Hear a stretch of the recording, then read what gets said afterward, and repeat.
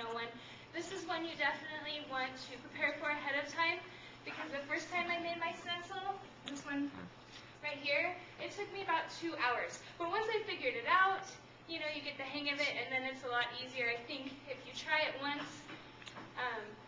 it's much easier to facilitate a program. I would do it in plan for 1, 2 parts, depending on how many computers you have available for the teams to use, and B, how long it takes them to figure out how to do the stencils. I'm assuming they can do it faster than I can. But actually making the t-shirts part goes really quick.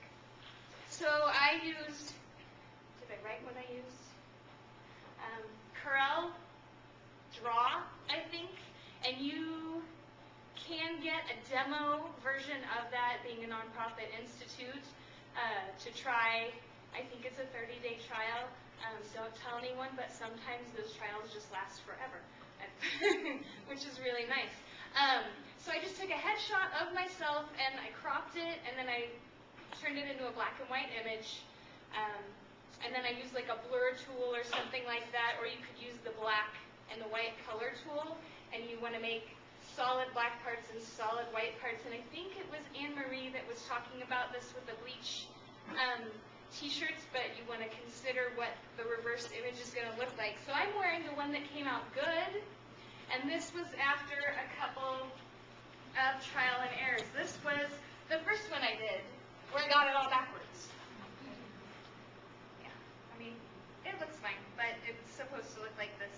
And then this one is just missing a few pieces, like an entire eye, because there is a trick to getting all of the pieces, all of the white area to connect, which I didn't do, so then I was going back in and kind of holding things on with my finger while I spray painted around it. So definitely a trial and error thing, and I just used, this is on overhead projector sheet, but you can also just use plain paper, you know, and it all cuts up really easily, and it's all, you know, cheap or available.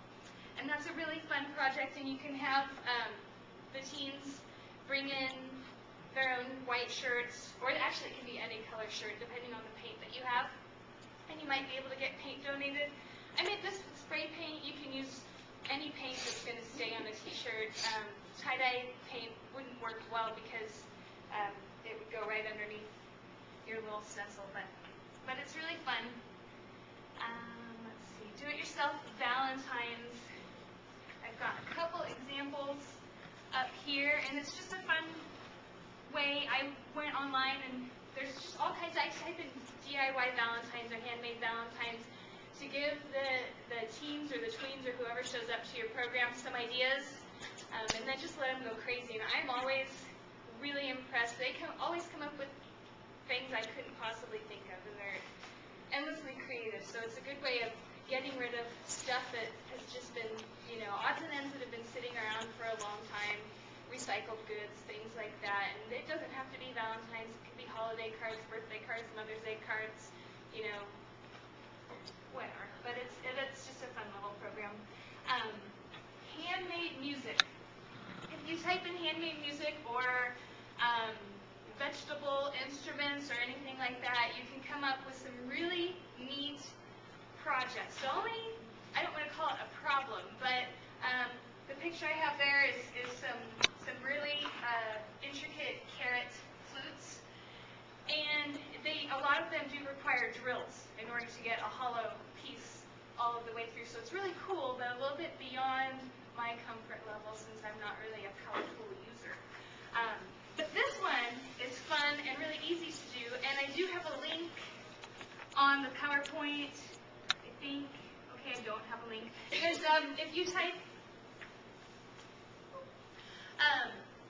you can make cigar box guitars, and you can modify that to use cereal boxes. It doesn't quite sound the same, but you know, maybe a local cigar shop has boxes, or you can, if they want to work with you, maybe they can get their clients, if they don't collect the boxes, to donate them, to bring them back, and you can like collect them at the end of the month to make the guitars. That is another, it's less intricate than making the vegetable instruments. but it requires a little bit of hardware. Not expensive stuff, stuff that you can easily get donated or affordable.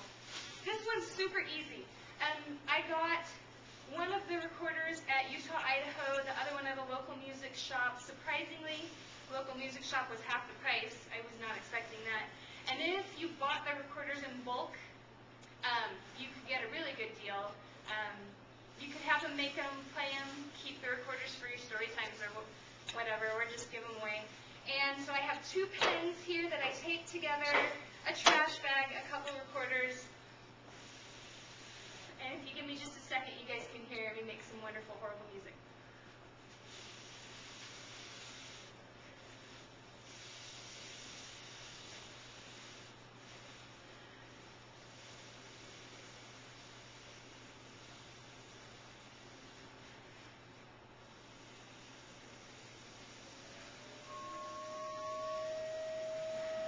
It's not very loud.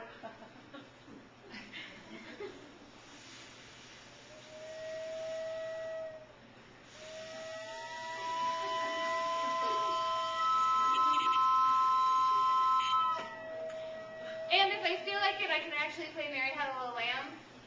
It doesn't sound very loud, but it's fun, you know, and it doesn't take very long, and then the kids can run around and be obnoxious with their obnoxious sounding instruments.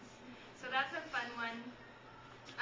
And like I said, the guitars is another good one, and then if you've got handy people that are comfortable using a drill with a long bit, you can totally experiment with the vegetable route. It would be a lot of fun. Next up is the manga workshop. We did this as part of the Express Yourself for the Summer Reading Program. And, well, originally we had someone scheduled to come in that drew a lot of manga and comic stuff, and she had to bail at the last minute, and I had to do it myself, but someone else had done it. So we started with the drawing basics. Basic, practicing ovals and circles and squares and rectangles, and using a basic drawing book to see how all of those shapes created a figure. And then going into we have some how to draw manga books, and looked at those two. I let the kids go on the computer, and we talked about what their favorite manga. Do you read manga? What's your favorite manga characters? We looked at some of the characters with Google Images so they could look at those characters or print them out to have something to look at if they wanted to copy that. It was a really great opportunity to also get feedback on what the kids are reading, which I really liked. A lot of the programs will do a book talk and have the books available, but this actually started out with a discussion. Do you read manga? Do you watch anime? And I had a lot of tweens that weren't really exposed to that yet, so then I got to kind of introduce them to that. And we took some of the manga that I had out on display and looked through it and talked about how the characters tend to have wild hair and like these great big eyes and big heads and smaller bodies. And everybody had a lot of fun with that. And then they got to draw, and I have an example right here that I'm pretty sure came straight from a book. I think they just copied the drawing of it. But it was a lot of fun for everyone. And the temporary tattoos was probably the best program as far as turnout goes that we had for Express Yourself this summer. And when the Renaissance Festival came through Weber County, I was there and I was getting myself a henna tattoo, and I said to the lady, hey, would you ever be interested in coming to the library? And she said, yeah, and she gave me her card, and then she did end up coming to our library at no charge, which was really, really wonderful. And she put on a very high-quality presentation. She started off talking about what henna is, where it comes from, how it's made, got the kids actively involved in mixing it. No? Yeah. It is my time? Yeah. Oh, okay. Beyond Twilight's a program coming up for Teen Read Week. Mashups, please check that out if you're interested in doing music, because there are some links on there to free audio software so that you can use at your library. Fear Factor, Take and Make. Jitterbugs, my jitterbug broke on the way over here. Making Robots, one of those programs that you might want someone to help you understand the electronic aspects of it.